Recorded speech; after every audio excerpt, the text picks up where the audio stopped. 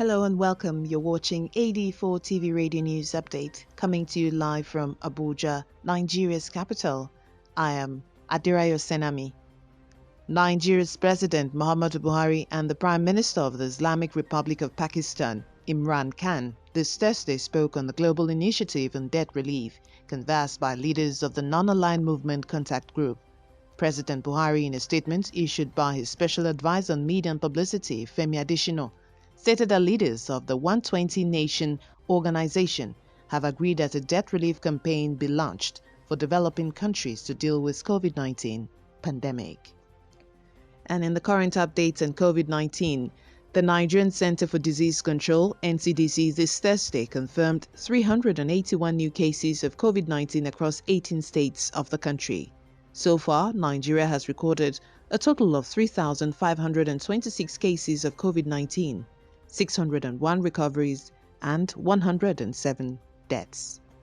Meanwhile, the Health Ministry in Lebanon says 25 of its citizens aboard a flight that arrived in the country from Kano State, Nigeria this Wednesday tested positive for COVID-19. The Lebanese government have asked the Middle East Airlines to evacuate its citizens from foreign countries in the wake of the COVID-19 pandemic. In a similar development, the Nigerian Minister for Foreign Affairs, Geoffrey Onyema, speaking during a press briefing by the Presidential Task Force on COVID-19 in Abuja this Thursday, said about 300 Nigerians stranded in the UK will be brought home on a charter flight today. The evacuees, who are part of the 4,000 Nigerians being evacuated from foreign countries, will on arrival in Abuja undergo a mandatory 14-day supervised quarantine and tests for COVID-19. In view of the COVID-19 pandemic, the Osun State University has resolved to hold its 13th matriculation online. The online matriculation will hold next week, Wednesday, the 13th of May, 2020.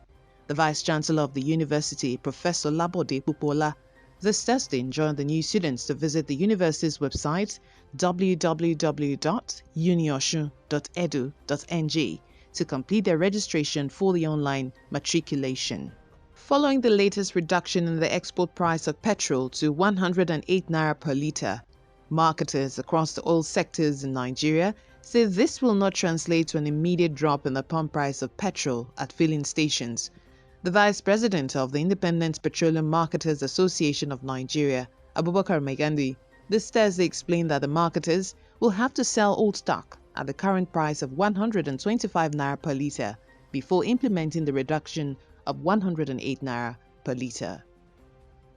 Still on the economy, the Nigerian Stock Exchange has committed 100 million naira to the Capital Market Support Committee for COVID-19 and the Mask for All Nigerians campaign to support the fight against the COVID-19 pandemic in Nigeria. The Chief Executive Officer of the Nigerian Stock Exchange, Oscar Onyema, this Thursday said 60 million naira will be donated to the Capital Market Support Committee for COVID-19 and 40 million to the Masks for All Nigerians campaign. On the judiciary, the judge who announced the annulment of the June 12, 1993 presidential election, Justice Dahiru Saleh, is dead at the age of 81. According to reports, the retired judge died on Thursday afternoon in his home in Azare headquarters of the Katagum local government area of Bauchi State. He was buried at the palace of the Emir of Katagum the same day in accordance with Islamic rites.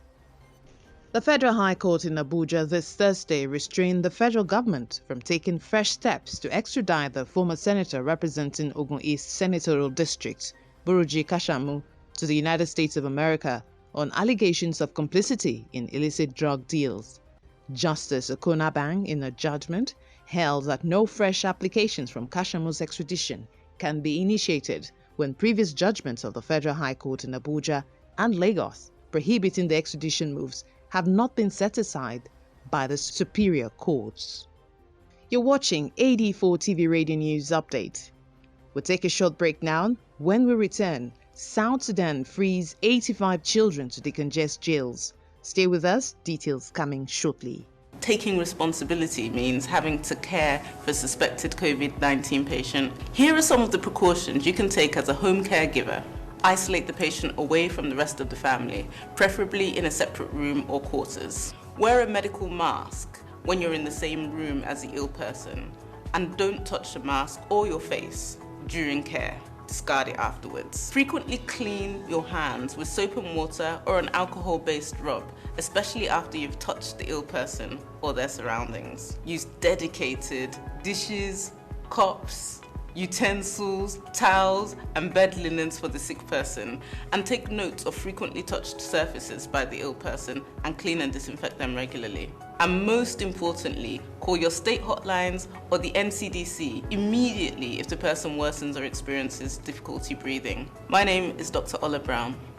This message is brought to you by the United Nations in conjunction with the Federal Government of Nigeria. Welcome back. You're watching AD4 TV Radio News Update. The United Nations Children's Educational Fund, UNICEF, says 85 children have been released from detention in South Sudan as part of efforts to ease crowding in jails during the coronavirus pandemic. UNICEF says those who've been freed have been reunited with their parents or legal guardians. Prisons in South Sudan are overcrowded with inadequate sanitation and healthcare conditions, highly conducive to the spread of COVID-19. Meanwhile, researchers in China claim to have found traces of coronavirus in the semen of 6 infected men at the Shankui Municipal Hospital in China. This poses a question if the virus can be sexually transmitted. However, the infectious disease experts warn that this does not constitute concrete evidence that coronavirus can be sexually transmitted. A number of governors in the United States are disregarding the White House guidelines for safely easing restrictions and letting businesses reopen amid the coronavirus pandemic. Thus far, 17 states have not met key benchmarks set by the White House for easing restrictions. A non-governmental organization, Stop Tuberculosis Partnership, has projected an additional 6.3 million cases of tuberculosis between 2020 and 2025, and 1.4 million tuberculosis deaths during the same period as a result of global COVID-19 lockdowns. According to a statement by the group released this Wednesday, the global response to the COVID-19 pandemic is having unintended yet drastic consequences on tuberculosis services. It stated that lockdowns and limitations on diagnosis, treatment, and prevention services are expected to increase the annual number of tuberculosis cases and deaths over the next 5 years, such that at least 5 years of progress on tuberculosis response will be lost. And finally, in sports, the Formula One chairman Chase Carey has admitted that the sports owners are preparing for the remote possibility of no racing in 2020. He says they discussed with lenders on how to handle the loss of income involved in not being able to run a season. The Formula One released figures showing income fell by 84% in the first quarter of 2020. And that's it on AD4 TV Radio News Update, coming to you live from Abuja, Nigeria's capital. You can join the conversation on our website at www.ad4tvradio.com. Please follow us on our social media platforms at AD4TV Radio on Facebook, Twitter, LinkedIn, and Instagram.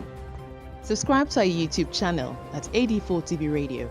Many thanks for watching. I am Adirayo Senami.